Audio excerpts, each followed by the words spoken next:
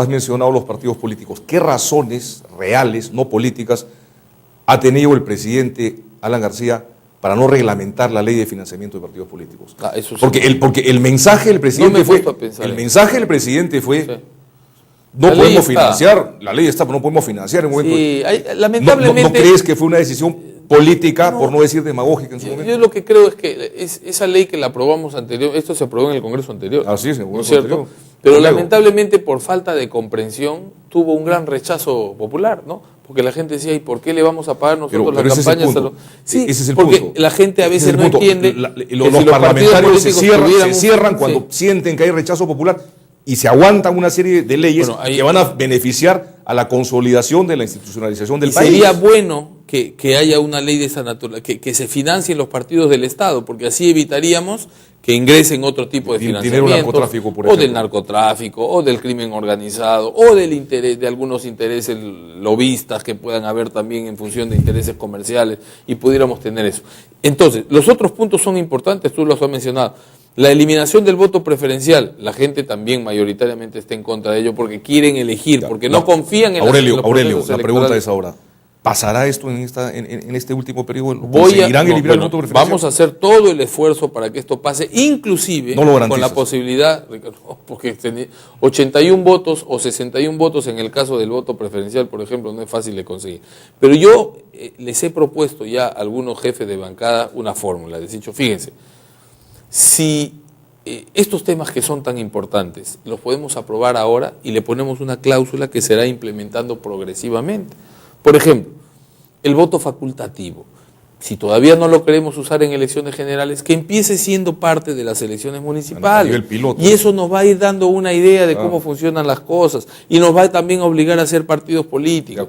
Por ejemplo, si la bicameralidad uno la quiere implementar por partes, pues que no sea para el 2011, pero la aprobamos ahora y decimos que el 2016 se genera una segunda cámara con una representación menor y luego el 2021 tendremos una cámara más plena en función de la población que tenemos en el Perú. O sea, hay fórmulas intermedias que nos pueden permitir avanzar, porque ya la experiencia me ha enseñado. Yo fui presidente el año 2004 y en ese momento queríamos todo el paquete junto. ¿Cuál fue el resultado? No salió nada.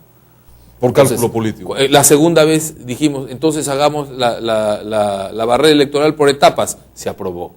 Y ahora la tenemos plena. Dijimos, hagamos la hoja de vida y eliminamos algunas cosas que para mí eran importantes. Son importantes, pero digamos, lo central son en los puntos que estamos hablando. El tema de la barrera electoral, la renovación por mitades del Congreso, eso sí, es importante. Pero la renovación y eso le interesa mucho al presidente, me parece, sí, ¿no es cierto? Pero la renovación por mitades, la población tiene que entenderla bien, porque mucha gente cree que la renovación por mitades es una suerte de revocatoria de mandato. Y no lo es. No es así. La renovación por mitades significa que el Parlamento se elige en dos momentos distintos.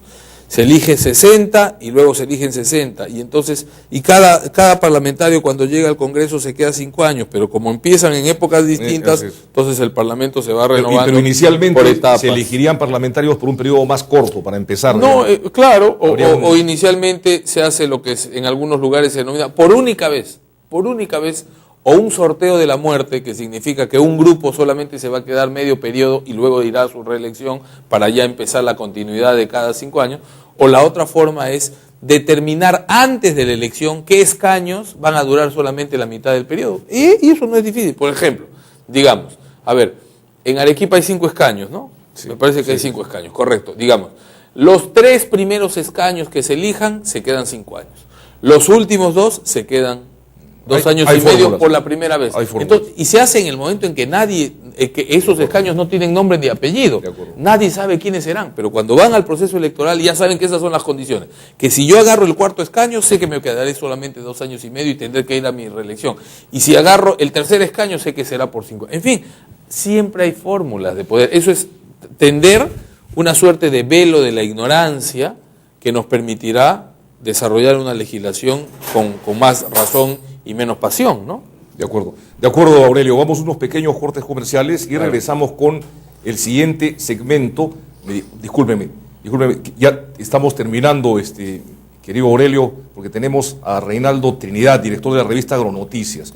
Yo te agradezco mucho por tu presencia en Hora 8 Yo quería mencionar solamente dos cosas y comprometerte para una próxima participación.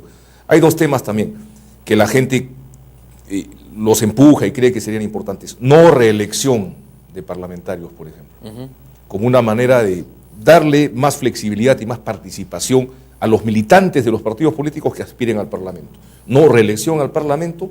Y el otro tema, bicameralidad sí, pero con el mismo presupuesto que actualmente maneja el Congreso. Lo que significaría que los congresistas van a ganar menos de hoy en adelante que lo que ganaban antes. Y que ese sería una excelente señal para el pueblo. En un momento, yo inclusive llegué a proponer sueldos exiguos.